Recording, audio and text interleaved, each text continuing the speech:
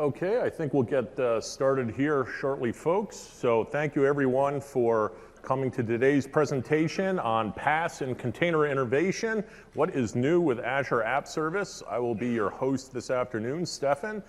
And we've got a number of folks here from the product team, and you'll be seeing them shortly. So we've got Ahmed, Andrew, and Jenny, who will all be going over various new functionality in our service. Also, what's pretty cool is everyone who's here today has actually been with the service almost since, as I jokingly say, day -1. So we've had both the excitement and the honor to work with all of you and the product to actually grow it from its roots many, many years ago. So the theme today is we're going to show you a number of new ways of assembling and putting together apps when you run them on Azure App Service, along with a number of new deployment options that we have cooking.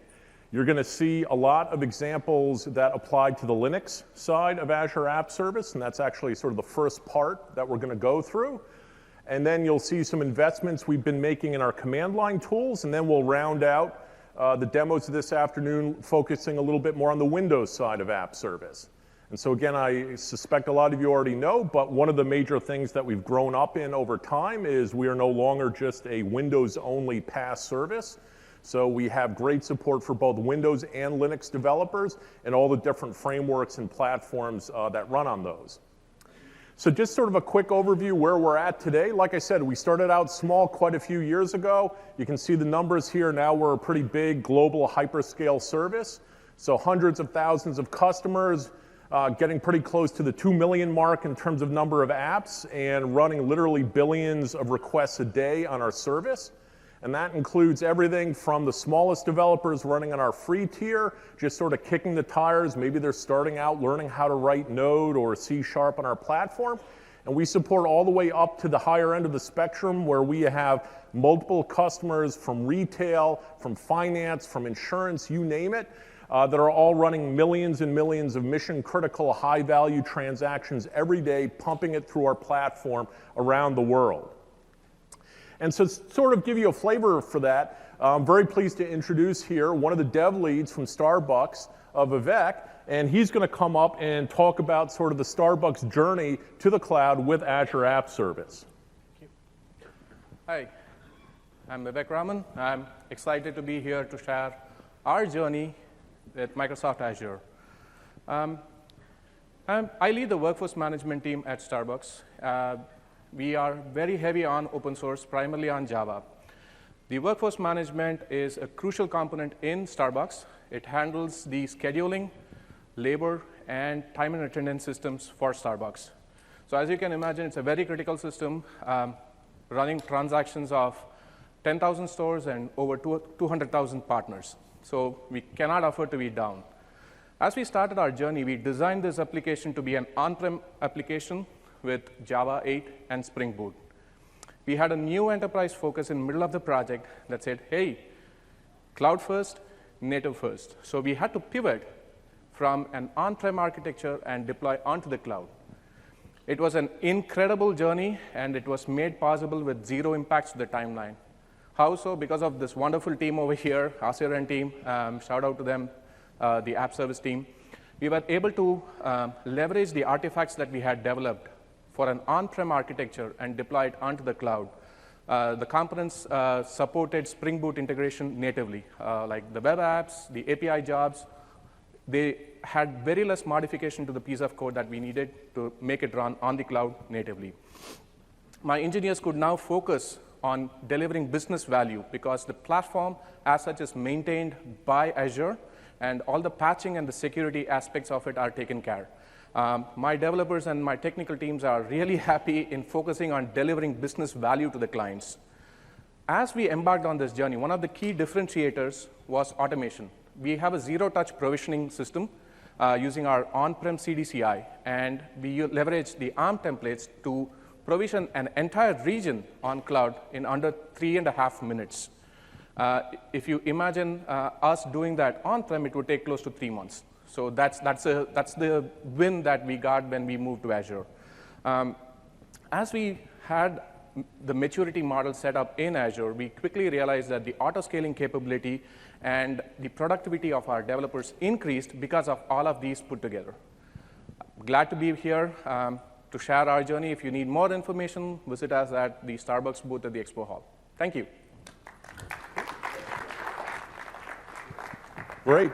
Thank you, Vivek. That was a great story of how you can use Java on Azure App Service. And also, more importantly, it cuts to the fact that at the end of the day, App Service is a platform, and a lot of the value we deliver is around the frameworks and languages that we run. So when you talk about things like auto-scaling, you talk about things like automatic OS patching, deployment slots, functionality like that, those are cross-cutting capabilities and values that we deliver on the platform, and they are agnostic and independent of the actual languages that you choose to work in and day out.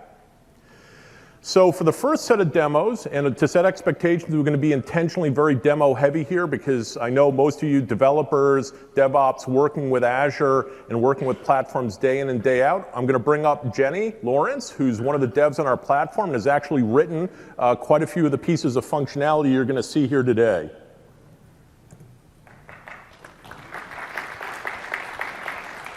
Thank you so much, folks. I'm a bit nervous because it's my first thing, but we'll figure it out. So last September, we GA'd our app service for Linux. Can we have a quick show of hands for how many people have tried out app service on Linux or run? Oh, wow. OK, so that's great. I don't have to explain too much into it.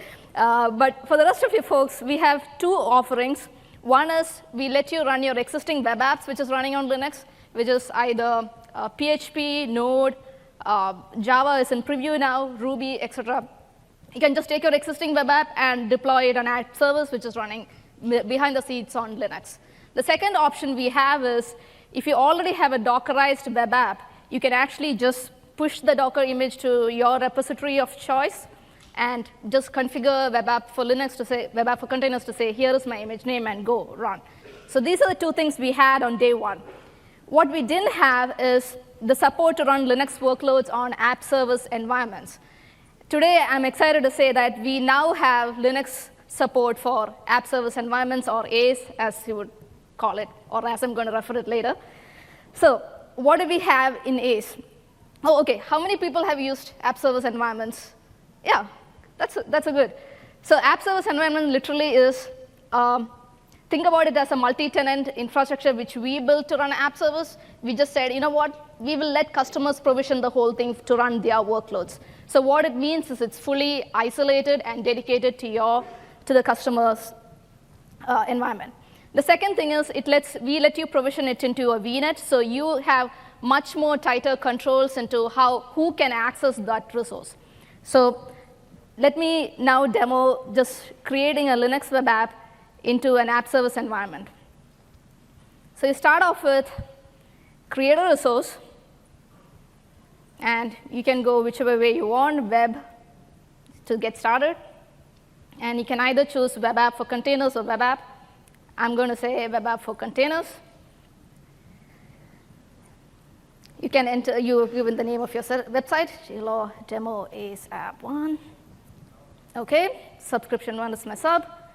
You can pick your resource group or create a new one. And I'm going to pick the resource group, which I already used to pre-create my app service environment.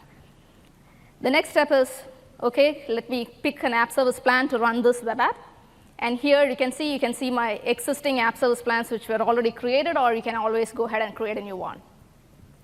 When you create a new one, we give you a view to say, do you want to pick any one of the pre-created app service environment which I have, or you can pick a new one in a region. So let me just quickly walk through how you would do a new app service plan in this workflow. And I can say the pricing tier. This is the brand new UI we built recently. So here, if you want your web app to be provisioned in an app service environment, you would go ahead to the isolated SKU. And that's where you make a choice of what your app service environment should look like. And in here, you have a choice of I1, I2, I3, and not L1, L2, L3. I always get confused whether it's I or L, but it is I for those who care. And you can pick one and say apply, or I'm just going to cancel out of it because I'm going to use a pre-existing ACE for this demo. So in ACE, we have two kind of ACEs. One is a completely internal app service environment, and the second one is publicly internet accessible. So for this demo, I'm just going to use my internal ACE because the demo is a little more challenging. And then I'm going to say I want to pick a Docker image. And for simplicity's sake, I'm just going to use the official Nginx image from Docker Hub. I'm going to say OK, and just say create, give it a go. It's going to take some time to submit the stuff to the ARM templates and whatnot. So one of the things which I want to mention is because I create an app service in an ILB ACE, or the internal load balancing ACE, as I would like to call it, when I go to this resource and click on that URL, I actually get a cannot connect error because this app service environment was configured to be completely isolated from the public internet. So that's why I can't access. So now, how do I actually visit this web page and make sure everything is working? I have deployed another virtual machine, which is deployed to the same VNet as where my initial app service environment was provisioned. And here, I also want to set up my low-key DNS server to say this host name, which I just created, needs to point to a particular IP. Oh, yeah, thanks. So most of you know this trick already. I'm just going to say, so I'm just putting the IP address of my internal load balanced ACE onto there, and good to go.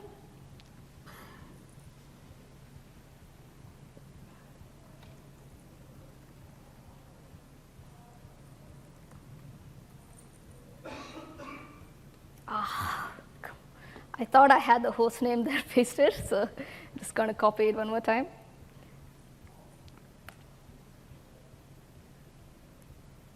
There you go. So we have an Nginx container running in an ILB ACE running an app service environment. That's the first part of my demo.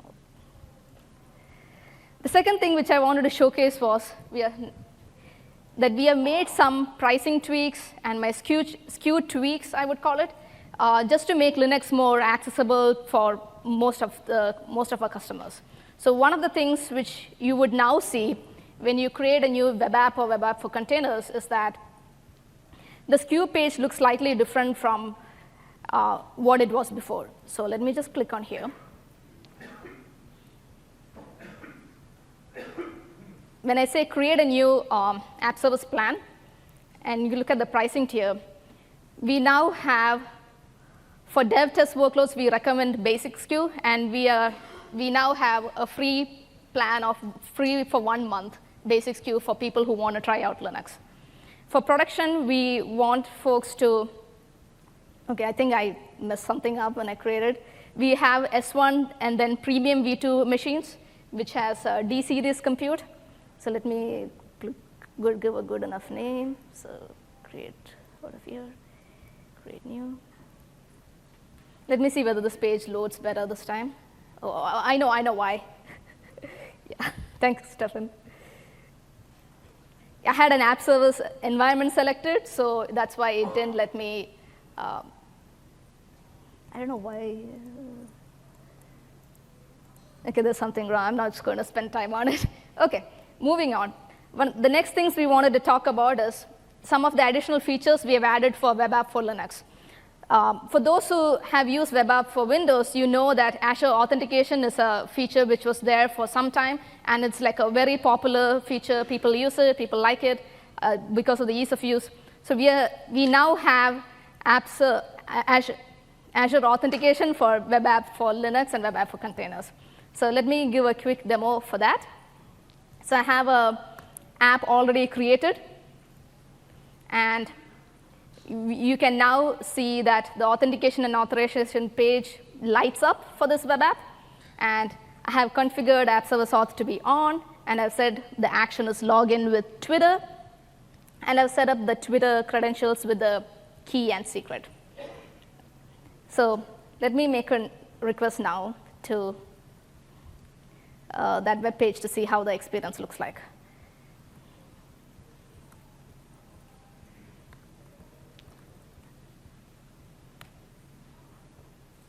Sure, I got the Twitter login page.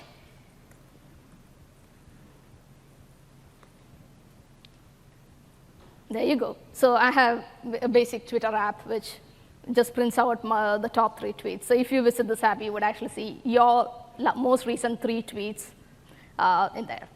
So yeah, that's how easy it is to just enable authentication to your web app on Linux. And this step kind of works for web app for Windows too. So, but anyways. The next thing which I wanted to show is remote debugging on a Node app hosted on web app for Linux. Web app on Linux, or whatever. So here I have Visual Studio Code. And the extensions I've added upfront are the Azure App Service extension, as well as the Azure Account extension, these 2. So if you have these 2 enabled, or installed, however you want to call it, to do remote debugging is like as easy as right-click and saying attach debugger. Now, one thing I wanted to mention is this functionality exists for Node blessed image apps right now, and we will be adding in the future for the rest of the frameworks. So I go ahead and say attach debugger, and it is actually attached right now. So coming back to the debug pane right here, going to the loaded scripts, navigate to the script which I'm currently here. Let me just go ahead and make a request to the web page really quick.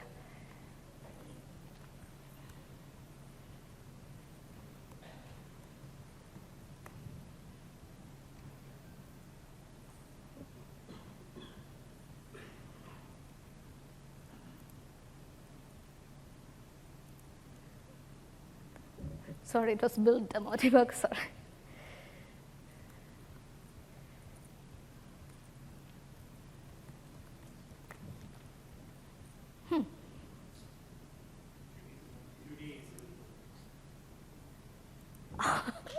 Thank you. Okay, something's happening. Actually, I'm so sorry. I actually had a breakpoint in there, so it actually broke into the debugger. So what I wanted to do now is just do just go one step, change the string over here, and say, you know what? Let me just say 2018, whatnot, and hit F5.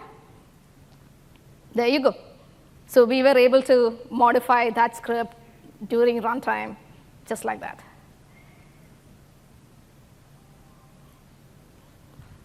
The next thing which I wanted to talk about is, one more thing I wanted to add before even going there is what we have on every app service app is like a sister app or a companion app called the SCM web app. People refer to as the Kudu app, the SCM site, whatnot. So usually you access the SCM site with your site name .scm.azurewebsites.net.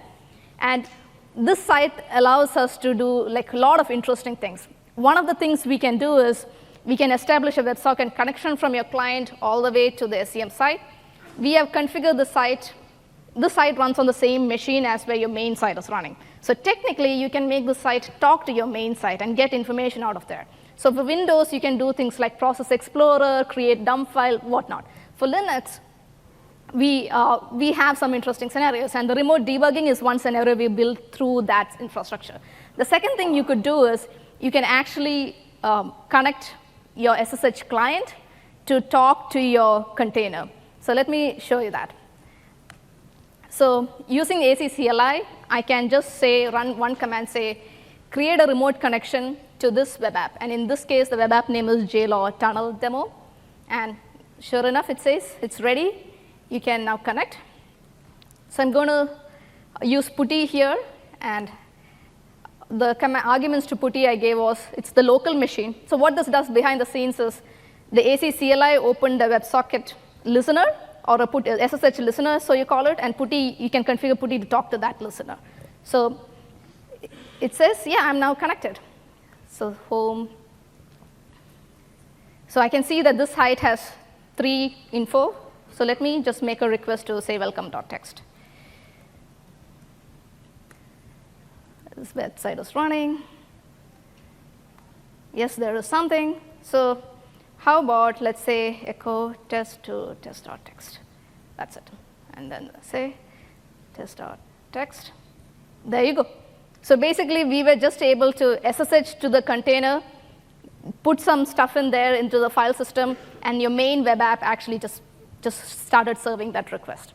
So yeah, we feel like we can document these things better and have you guys come up with interesting scenarios too, or have feedback for us to implement. But this is like a good, promising start for us to be able to do this. And finally, to the last part of my demo. Yeah. So we are excited to, like when we first did the Linux for web apps, we just started off with, hey, let's just run some web server, let's say Apache, have it configured to run PHP or Node or whatnot. And then as we were coding into the project, Docker became more and more popular, available, stable, reliable, whatnot. And it really became an interesting way to run our workload. So behind the scenes, we decided, you know what, instead of launching a web server on our own, we should just launch Docker images and Docker containers. So what we did as part of that is all the web server frameworks which we wanted to support, we started building the Docker images which will just run. So we have all our blessed images in GitHub/Azure App Service. That's where all the Docker images for blessed images are there. But it also lets you, because we are using Docker behind the scenes to run this workload, you can specify your Docker image yourself. So the next step for us to, hey, you can run a Docker container. Can you run multiple Docker containers which can talk to each other? So we think, yes, we can. We still have ways to go, but we are really excited to show what you can do today. So you can go ahead and say, I want containers. And you say web app for containers. And you say glog demo. I say I want this. I create my sub. And I'm going to continue to reuse my existing app service plan. And here, we now have 2 new tabs. You can see like you have a Docker Compose preview, and you can have a Kubernetes preview. What it means is we now let you specify a compose.yaml file or a pod config YAML file, and say which describes your multi-container app. Let me show you an example of what I'm going to demo today.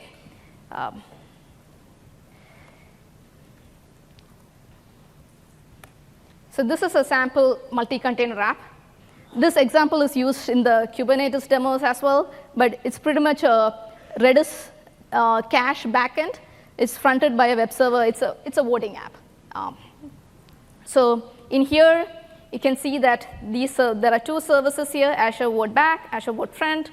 The image name to be, the Docker image name to be used for that service is Redis. And for the second container, we are saying, hey, use this Microsoft/Azure Vote Front Docker image to run this app. And there is an environment variable set and the ports which it should be listening to or exposed. So through the portal, you can now come over here and say, I want to just use a file. And say, war.yml.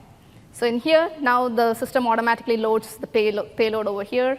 And you can say, OK. And go ahead and say, create.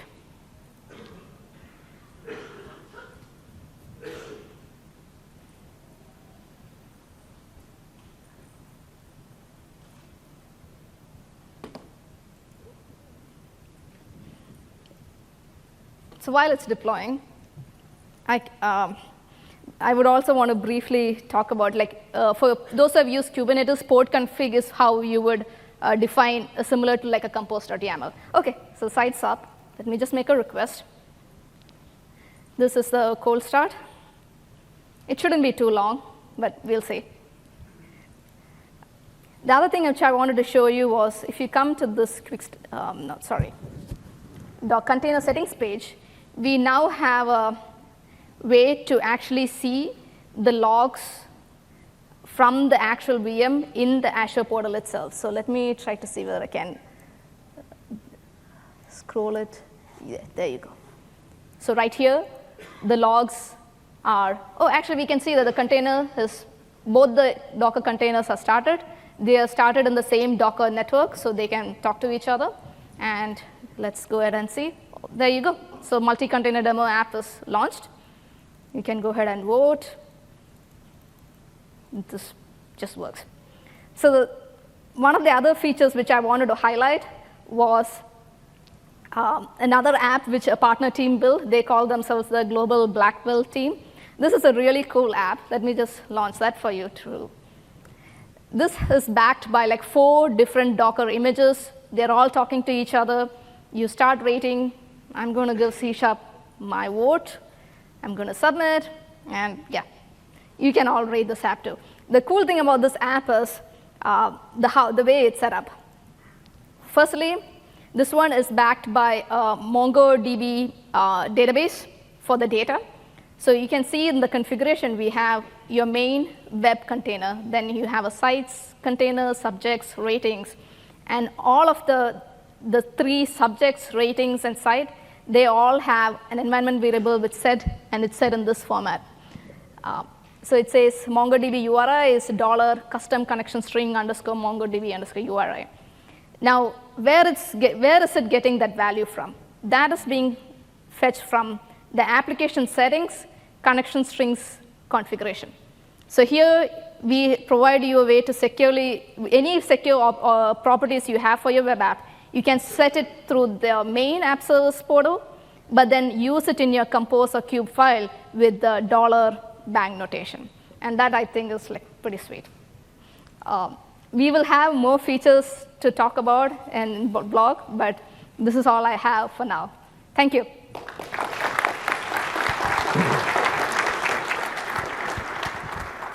Great. Thank you, Jenny. So all of this that you saw right here, it's available today. It's in preview. So Linux on ACE is available for you in preview. One quick note there, we recommend not going out and deploying Linux apps onto any production ACEs you have, just given the fact the Linux ACE support is in preview. But you can kick the tires and get going with that today. And then the multi-container support, the easy auth support, and the new SSH support, again, all available today, just lit up in the portal literally, in many cases, just 1 or 2 days ago. Interesting thing about the SSH support that Jenny was showing, some of you may have noticed that last year we did mention that we had SSH support, but you had to get to it through the portal, through the console that we had in the Azure portal. With what Jenny just showed you, you can bring your own SSH client, and you can go ahead and now use the clients of your choice to go SSH into the containers, into the node containers that are running up on app service, which is really pretty cool and really useful.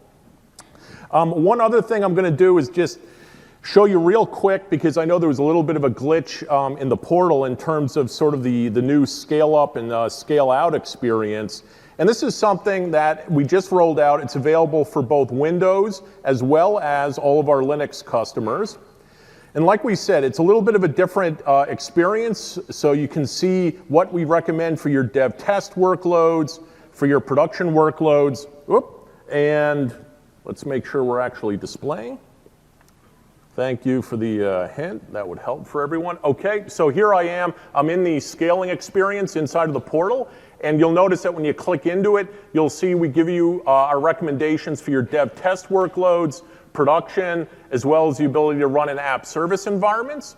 And then the other thing, again, some of you may have noticed it from clicking around, but we've heard a lot of the feedback in terms of you like our premium offerings, but you'd like it to be more approachable.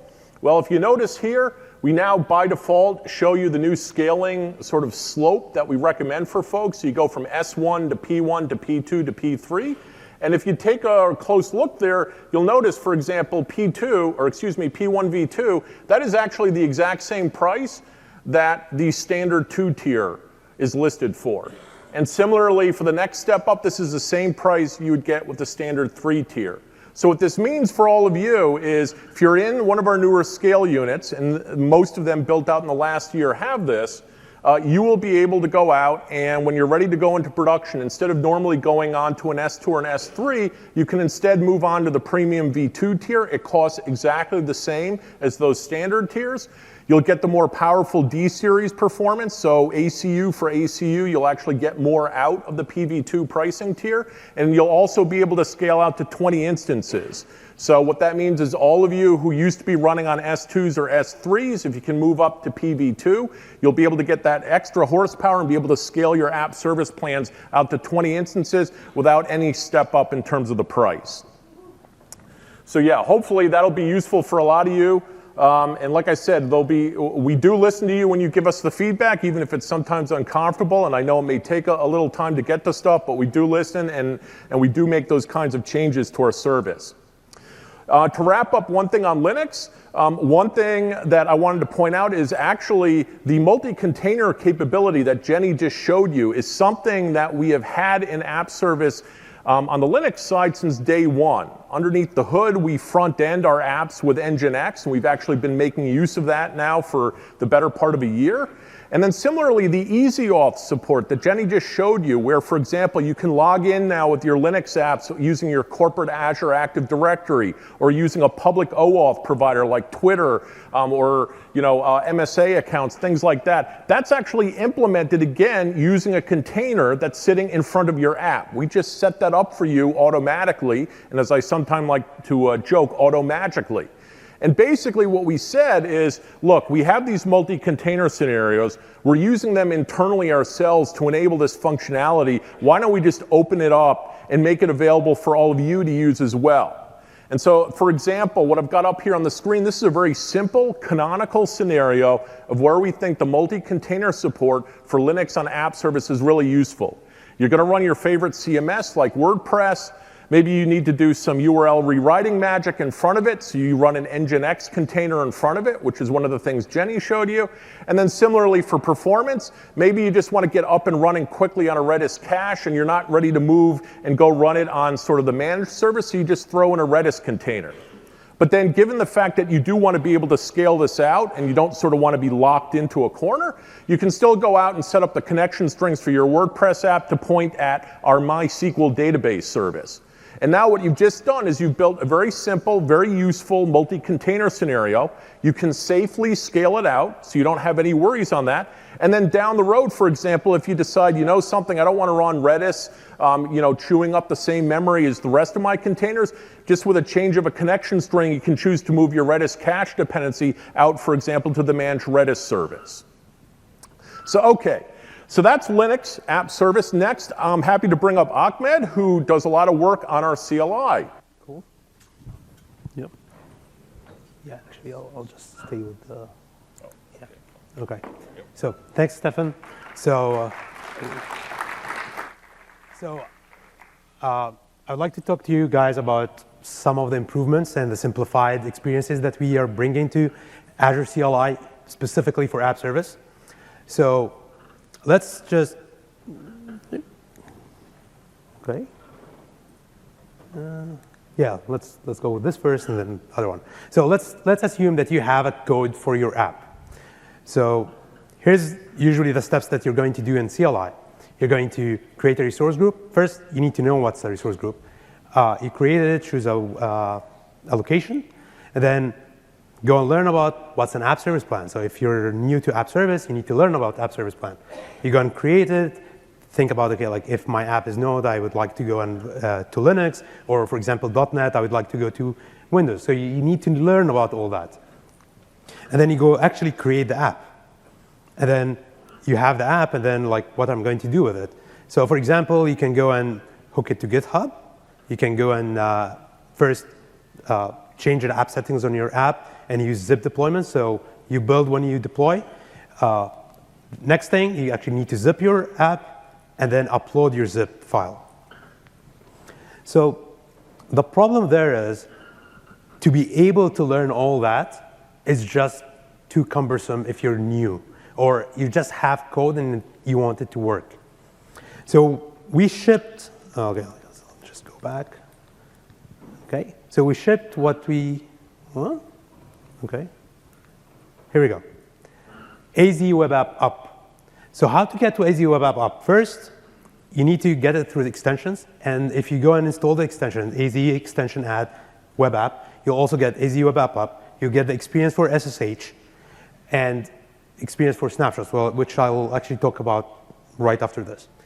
Right now, we have multi-language support, so we support Node.js, ASP.NET, .NET Core, Java, and PHP is coming right after build, and also static sites.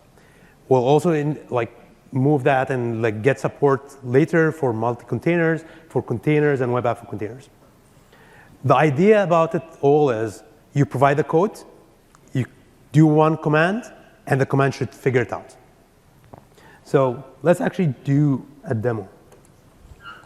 Okay. Come on. Okay. So I have here a Node app. And if I look into the content, it's just a very simple Node app. And if I look into index.js, it just prints hello world.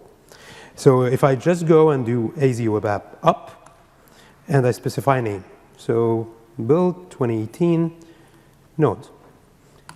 And that's it. The idea is we will figure out that it's a Node app. We will choose that it's a Linux. So we'll create a resource group for you.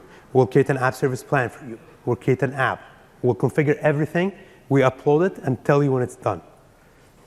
So this is a Node app. Let's actually go and do a .NET Core app. So again, this is a very simple .NET Core app. Literally, if you go .NET new Razor, this is what you get. And then, again, AZ Web App up, -n, build 2018, .NET. But this time, I'll actually add one more thing, dry run. So what will happen right now is we will tell you what we're going to do. So once this will finish, it will tell you, we'll go to Central US. This is the default region. You can always override it by -L or -- location. This is the name of the app. We'll go with Windows, resource group, and we'll go with the free. And we'll also tell you which directory we're going to go and zip and deploy. So if I just remove the -- dry run and actually go back, this one is still going on. Oops. The idea there is it will just work. And hopefully it will finish.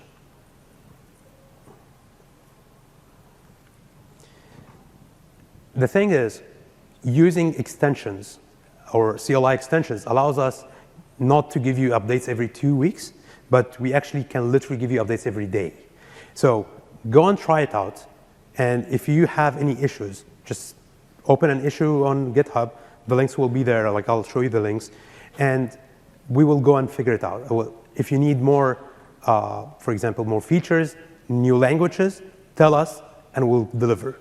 Maybe not right away, next day, but we'll deliver it sometime. So it will actually tell you it's right now generating deployment script. This is also coming from the SCM site that Jenny was talking about. So we're using the SCM capability to do that. So this is actually done. So I'll just go and browse to it. And, oops, refresh, come on. Here we go. Just, here we go. So this is my first app. I want to actually do changes. Again, I can go the other route, figure out what's the app that we were using, but I can also do this. So I'll just go and change the index.js, insert.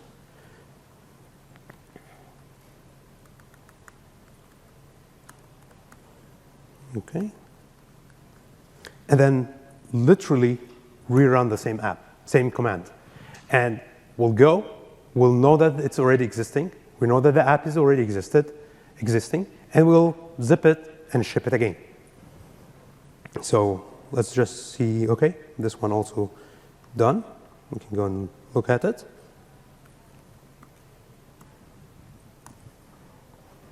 Oops, oh,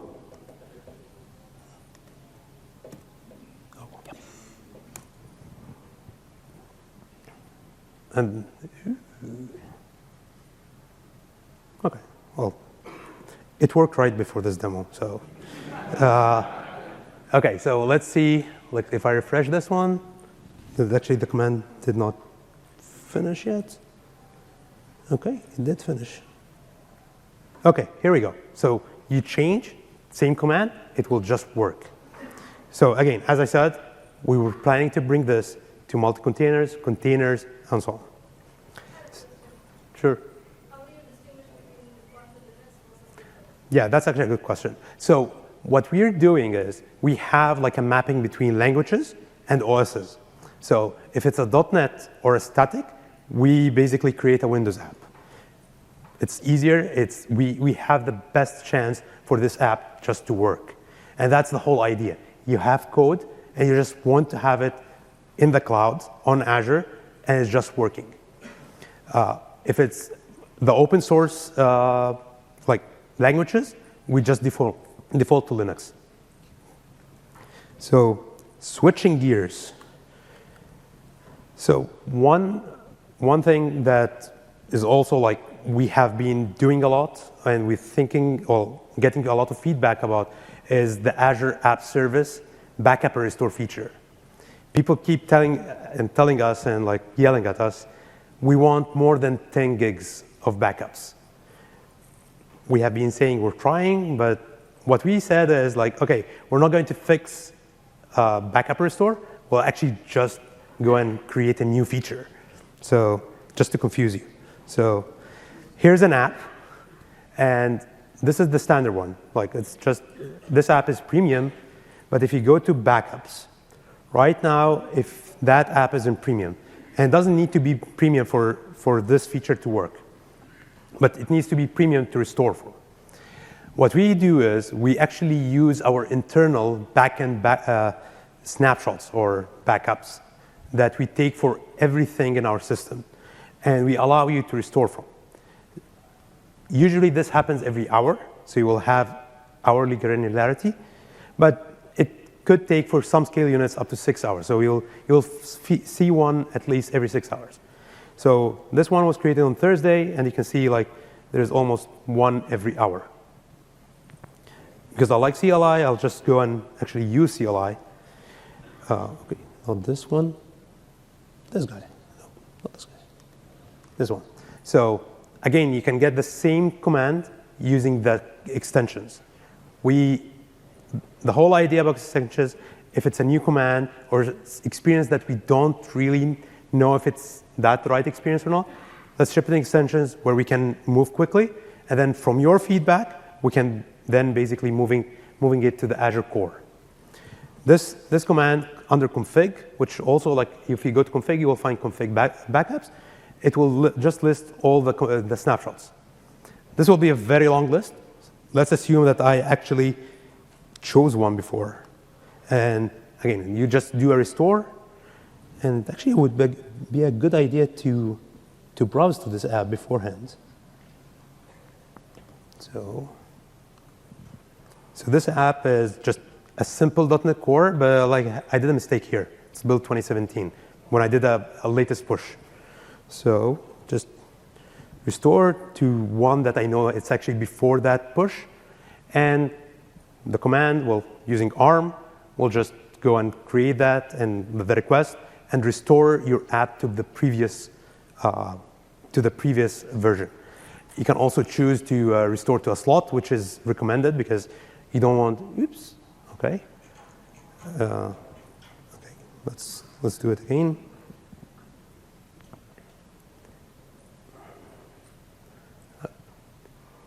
You restore it to a slot, and then basically you can swap your slot again. There is also an option to restore settings, and you can restore to any point in the past 30 days. Okay, so if it worked, you'll see that it's actually 2018. I can go here. Let's just actually do it from portal.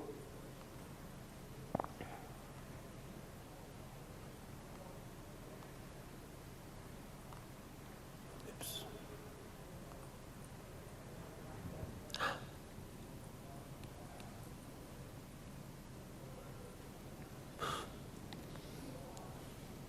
Okay, my mouse is not cooperating. We'll just go back to this one. I'll just do OK. So the idea is you will see that after finishing, it will take some time. This will actually change to 2018, which is the right version. Cool. With that said, I think I'm done here. Cool. Thanks, all.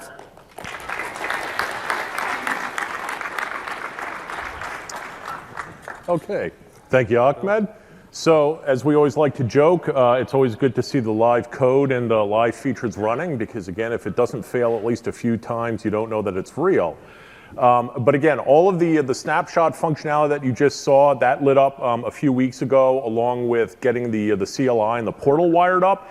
And again, to reiterate, it's one of those examples where sometimes they're difficult problems that we have to engineer through, but when we hear the kind of consistent feedback, in this case for backup and restore, give us a bigger file content corpus that you can handle. We listen and we get it built.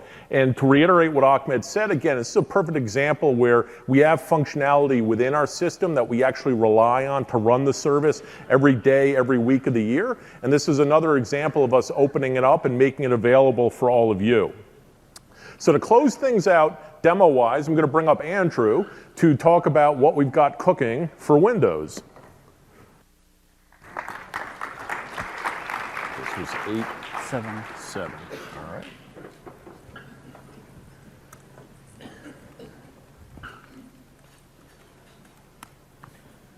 Okay, good afternoon. I hope you're all having a great first day of build.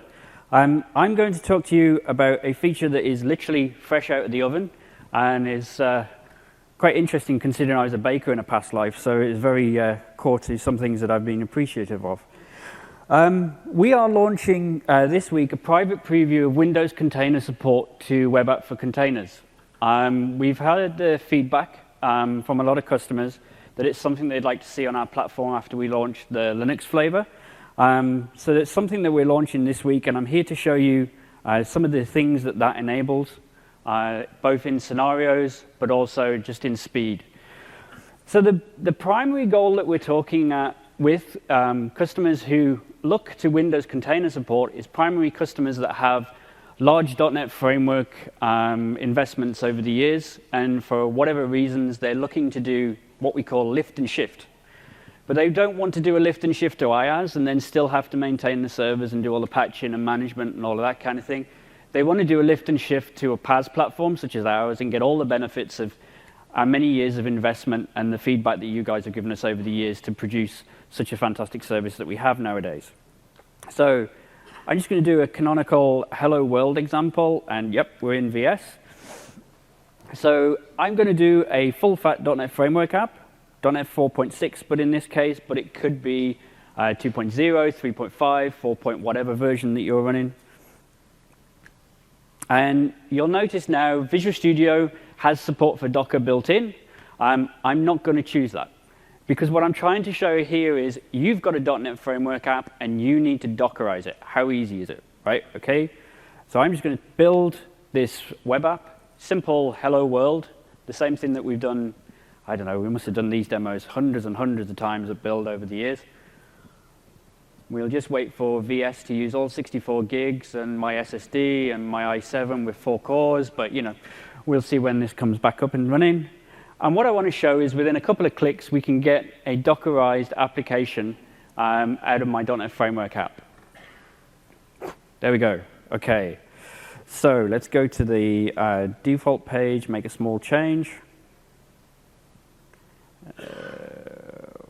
We'll just do the canonical build 2018, save that.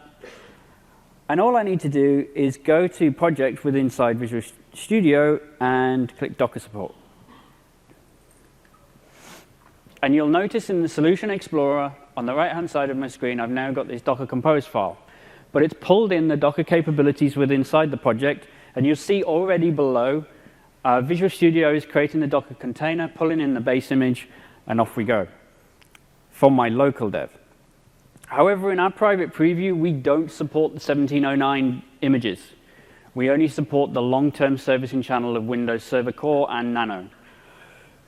So I'm just going to make one small change to the Docker file, and just bring it back down to their multi-arc containers that the ASP.NET team have produced, just to the ASP.NET 4.7.1.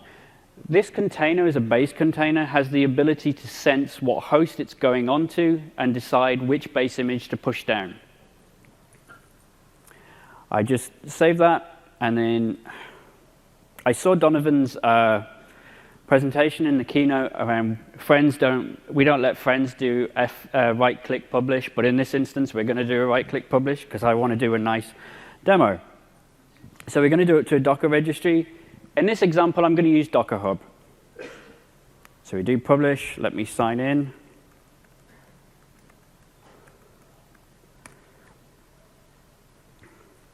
And now VS is publishing my container up to Docker Hub, making it available for me to use.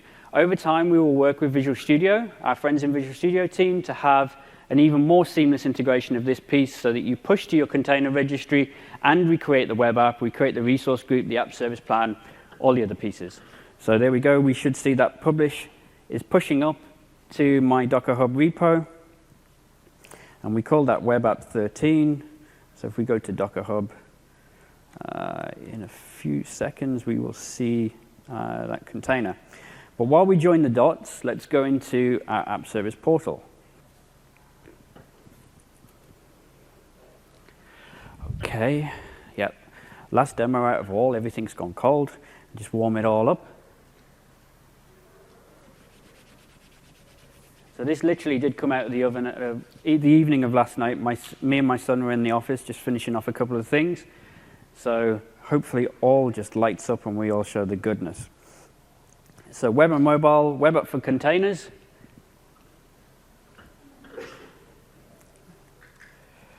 Build Win Demo 2018. Hello.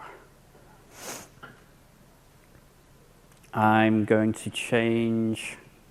Right, it hasn't taken my feet. No, I should be seeing something different there. Right. Yeah, the feature flag was there, but I'll just reload the portal. So this is literally a brand new feature. This is not in the public Azure right now. We have it deployed in our stamps, but we do not have it available to everybody. If you are interested in getting access to the private preview, please come and talk to me at the booth all week. I am there. We are looking for very specific use cases and those kind of things for the private, but we are aiming to deliver a public preview of this feature in the summer. So you will be able to do this. Build Win Hello World 2018. And you'll see immediately there we have this option to choose the OS for your container hosting, and Windows is in preview. Let's go and choose a SKU. Let's go and create a new app service plan.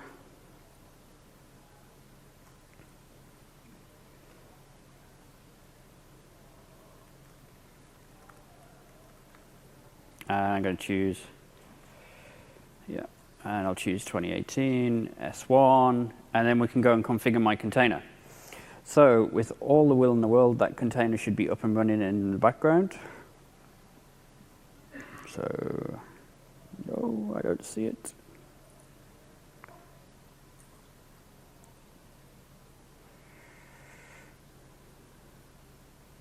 Is that finished publishing? Yeah, it's finished publishing to Docker Hub, so why don't I see it? OK, we'll just go through. So all you do there is you just hook up your container registry, your image, your tag. We support the privates. We support ACR, and we support private registries for now. You can hook those up, and for any Brits in the room, in true Blue Beta style, I have some more that I had available earlier. So this is an example of a Hello World app that's up and running, and this is running on containers. This is just a simple .NET Framework application. One of the other things that we can address with this support is the ability to deploy components, libraries, packages onto the workers, because you can deploy them inside your container. App Service does not allow customers to install custom fonts, to install custom libraries, packages, etc. onto our workers, given the size and given the multi-tenancy nature. But now with our Windows container support, then we can allow things like custom fonts to be installed. So here I've got example of 2 custom fonts to produce text in Arabic and Hebrew with a nicer rendering than the default out of the box. Something that we get asked a lot, whether the customers can do it. Now with the Windows Container feature, then yep, in theory you can do it. This is an example of a .NET Framework app which has been Dockerized and pushed into the public cloud. This is an example that our colleagues in the .NET Framework team have written architecture guidance around containerizing applications. And our colleague Caesar is presenting another session around this whole topic on Wednesday afternoon, so please do check that one out. And then the next step for that, we also have the ability for you to be able to inject your connection strings, your app settings in the same way that you would for any standard web app directly through to your container. And as this example, it's the same web app, but instead of using mock data, we're actually using SQL data direct from a SQL container hosted in ACI. That could easily be SQL Azure or MySQL or any other of our database services. Finally, my final demo is PDF Gen. So our sandbox blocks some calls to Windows APIs. Namely, the one that we hit up a lot is with customers wanting to do PDF generation from URLs or from other data. And we often block calls to GDI. With Windows containers, all I did was I went out, did a quick search, looked for PDF components for .NET Framework, pulled one in, wrote a small sample, and up and running, off we go. So we'll just pull up the Microsoft website, create PDF from it. This is the version running in Windows containers. This next tab is the version running on standard web apps. So the Windows container ones come back.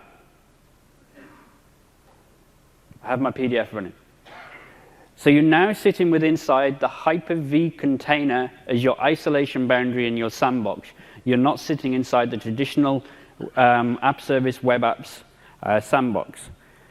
If you go back to web apps, that same component won't execute because it's making calls into libraries that our sandbox blocks. So it gives another capability for customers to actually make use of. The final demo that I want to show off, so for our Linux offering, we have SSH. But for Windows, we need something a bit more analogous to what customers are comfortable with and used to using when doing remote management of instances. So if I just filter out my applications, and we go to this one,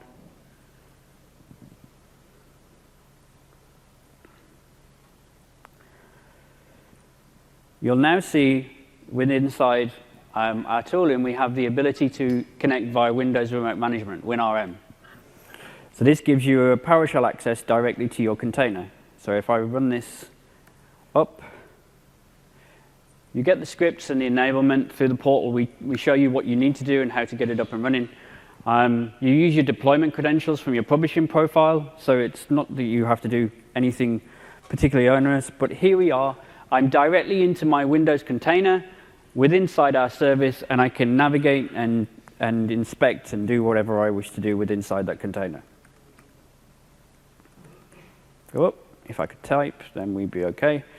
And then there we go. You can see that it's the full container host underneath. We're really excited to bring this feature to our customers and to you guys. We're really excited to see what you do with it, and hope that it really does open up some of the scenarios that you've faced issues with over the time, and it really provides a valuable addition to the app service stable of features.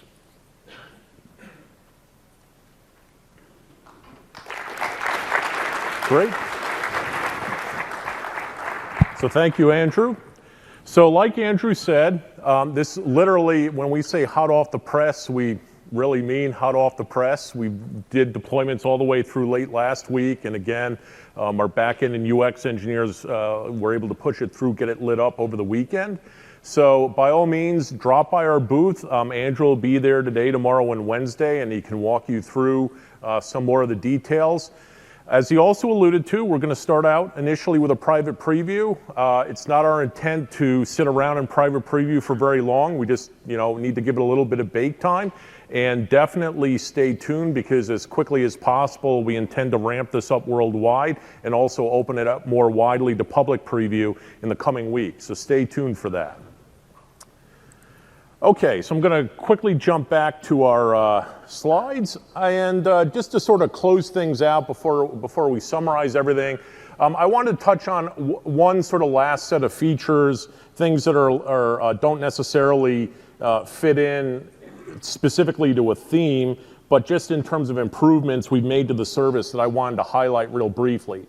So I'm just going to sit here and click through some settings, and don't worry, I'll put it back up on the screen here in a minute. One thing I wanted to call out is, you notice here, FTP access. This is something we just added literally in the last, I think, 2 days or so. So this is, again, based upon feedback from all of you. And again, I know sometimes you do user voice and you wonder, hey, is anyone listening? Actually, all of us here do see it every week. And one of the things, of course, is very logical feedback from all of you was, look, I don't use FTP as an example. I want to turn it off. Or I use FTP, but I want to make sure I'm using the SSL version, not just plain text FTP. So we've lit this up now, so you can go out and turn off FTP or restrict it to FTPS only. So that way, again, if you're more security conscious, if you need to meet those security requirements, we just made that a lot easier for you. And then similarly, these settings are also available in ARM, and you can also get to them through Resource Explorer. And then along those lines, we've also done some other changes. So in the area of SSL, two things. First off, the simpler one. It's a very common app pattern. A lot of you ask us in blogs, you talk to us on the expo hall floors, is there a way just to force SSL only for my apps? And traditionally we've said, oh, hey, yeah, there is a way to do it, but we point you at some grungy URL rewrite rules. Well, guess what? It's one button, it's one setting in ARM, much simpler, so you can just sit here now and say, hey, if I want to always enforce SSL for my apps, it's just a one-click setting. And then the biggie, which again, okay, thank you to all the, you see, it's not containers, it's just the ability to say, give me that SSL.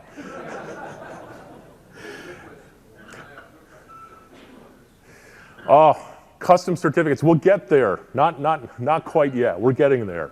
But along also the theme of SSL, again, on a more serious note, we know a lot of you here, a lot of you who'll be watching, right, PCI and all the related compliance requirements like PCI, right, slowly but surely they're pushing away the older versions of TLS.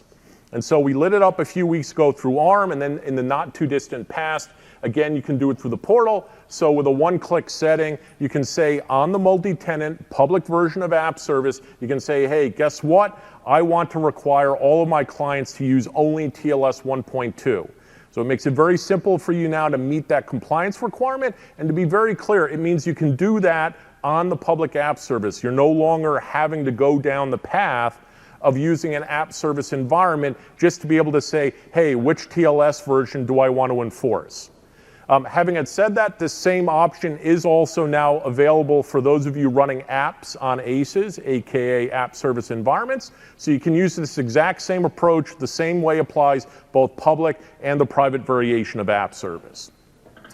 So, okay, like I said, I just want to have a quick few minutes there to be able to sort of show those. So I'll go ahead and round us out now in the deck. Just to sort of recap everything we saw here over the last hour or so. So we've done a lot of improvements and additions around app patterns and functionality for Linux.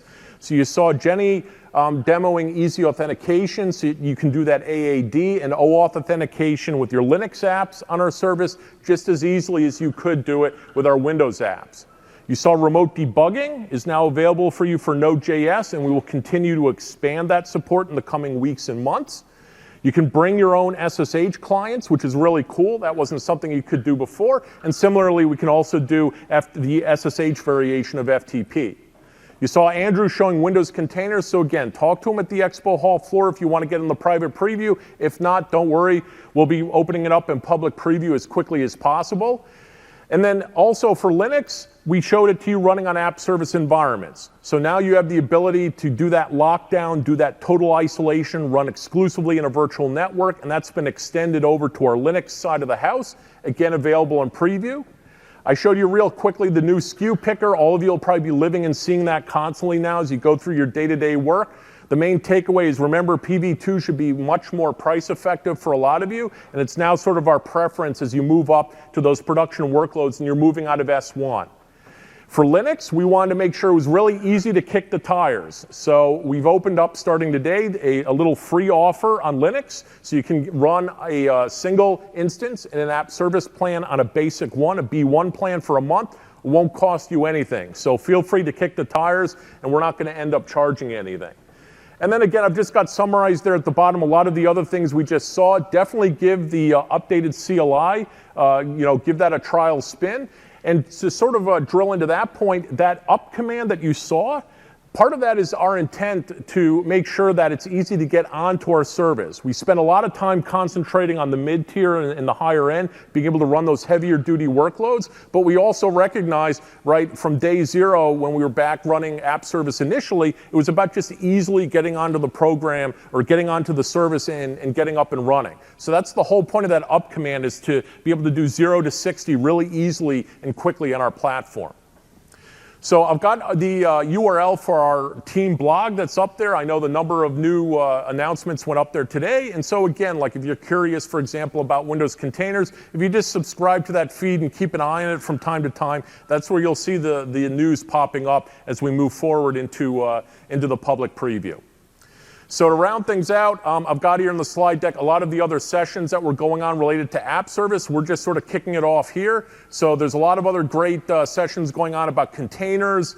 We got Matthew here. Tomorrow he's going to be talking more about sort of easy auth and managed service identities, which is a really cool capability in the platform. And then a couple of the folks here who've been watching us today, tomorrow are also going to be showing you about our really great kick-ass diagnostics capabilities and how we've made it a lot easier for you to be able to support and do DevOps style operations on your apps after you've deployed. So that's pretty much it. In closing, thank you everyone for attending, and do make sure to go ahead and fill out your evals because apparently someone is going to win a drone or a nice 4K capable Xbox. And since we've got a few minutes left here, I think there's a microphone up here in the middle as well as in the back, so feel free to ask questions there. Also, a bunch of us will be on the expo hall floor here all week as well. So thank you again, folks.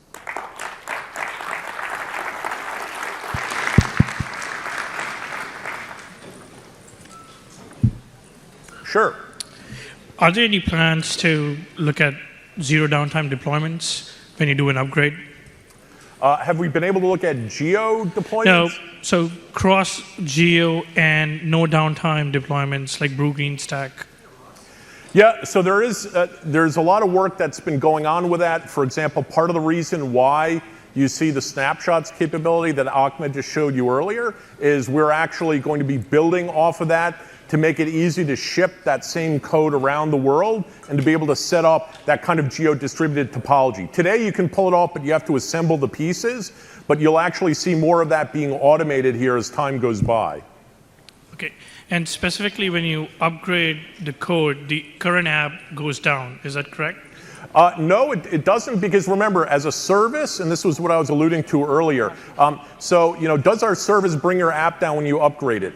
The answer is no if you're using our deployment slots feature, right? And that's intrinsic to the platform. It's not unique to any specific language or framework. So what you do is you update your container version or your application code that's in a slot, and we will actually warm that slot up before we swap it into production. And we will automatically take care of that warm up, and we will only route the traffic to it when we see that it's up and running. So you won't have a hiccup from your front end traffic. Okay, thanks. Yep. Sure. Hi. Related to the web app up, do you have the corresponding web app down to tear down everything? Hey, Ahmed. I would love that because That's great feedback. I don't want to have to go and manually tear everything down after I put it up quickly. Yeah, well, give us the feedback and we'll see what we can do. Sure. Also, you Take note now. You gave the product owner the feedback, so we've heard it. Definitely. Thank you. Sure. All right. Sure. Yep, sure. Hi. If there are multiple app services hosted in a single app service plan, this TLS settings and HTTPS settings, does that, if we turn it off, does that apply to the whole ASP or just to that particular web app? So everything, well, it'll be for the specific web app, right, that you're touching. So for example, if you're running 3 web apps in an app service plan, and let's say you weren't using deployment slots, and you went out and you mutated the code in like app number 2, that app is going to end up recycling. But that's why more generally, when we use deployment slots, right, the swap is happening at the app service plan level, so that affects one or many apps that are all in that same plan, and then we'll go out and we'll do the swap for you. All right. Thank you. Okay. Well, I'm going to go off mic, folks, and again, feel free to drop by the expo hall floor. We'll all be there today, tomorrow, and Wednesday. Thanks again.